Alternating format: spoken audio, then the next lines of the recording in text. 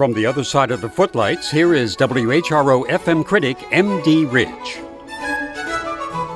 The Virginia Symphony concert at TCC's Roper Performing Arts Center in downtown Norfolk provided an interesting interface between the Twitterverse and music by American composer Aaron Copland. There were special tweet seats in the mezzanine behind the main audience, screens with trivia questions whose answers could be tweeted during the concert, and the opportunity to tweet questions during the intermission to be answered later. In addition to the regular audience, there were TCC music students, 76, Norfolk Public School students, and others. More involved program notes were also available on their phones to read if they chose. Conductor Benjamin Rouse seemed very comfortable with this unusual format, not to mention doing a really spiffy job of conducting Copland's music. The concert began with a non-Copland song, the Star-Spangled Banner, sung well and happily by attendees. Rouse explained that few knew who the composer was, John Stafford Smith, an 18th century composer who wrote the Anacreontic Song, theme song of a British gentleman's club. Think drinking and singing club. Francis Scott Key wrote new lyrics to the tune after witnessing the British bombardment at Fort McHenry during the Battle of Baltimore in 1814. Though recognized by the U.S. Navy and President Woodrow Wilson, the Star-Spangled Banner didn't become the national anthem until 1931.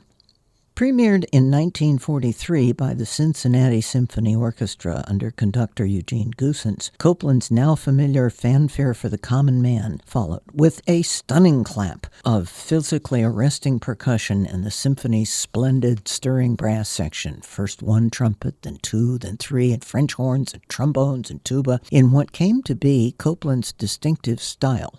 Inspired in part by Vice President Henry Wallace's 1942 speech about the century of the common man, it was played last fall outside Independence Hall in Philadelphia when Pope Francis spoke on religious freedom from the lectern used by Lincoln for his Gettysburg Address.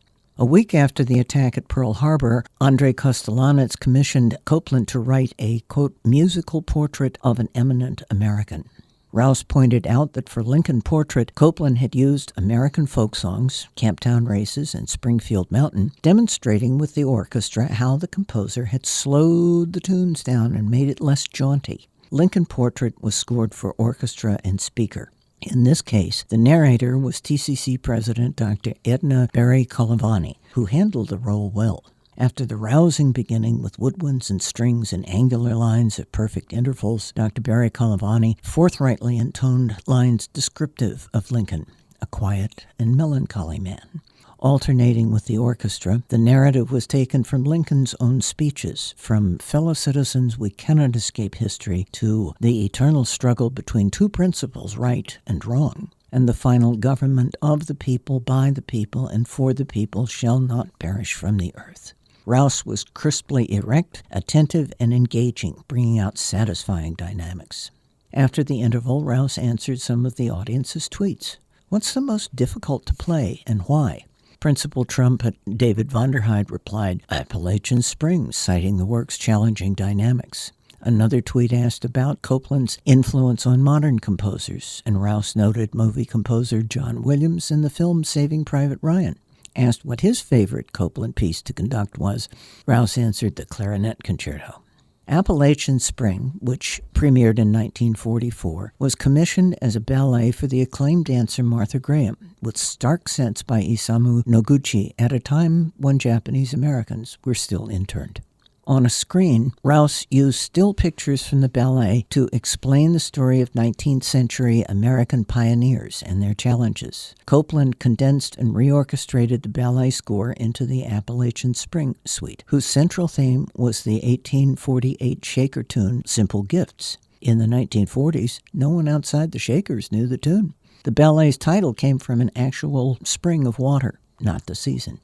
The suite began quietly and slowly. The rhythms are critical. There's even a bouncing buggy ride variation on Simple Gifts. At the end, after the lovely, physically palpable yearning of the music, the audience was hushed and reverent before well-deserved applause. It was one of the chattiest concerts I've been to, and it's unlikely to happen at Chrysler Hall. But if it brings new audiences in to appreciate classical music, I'm all for that. From the other side of the Footlights, I'm M.D. Ridge.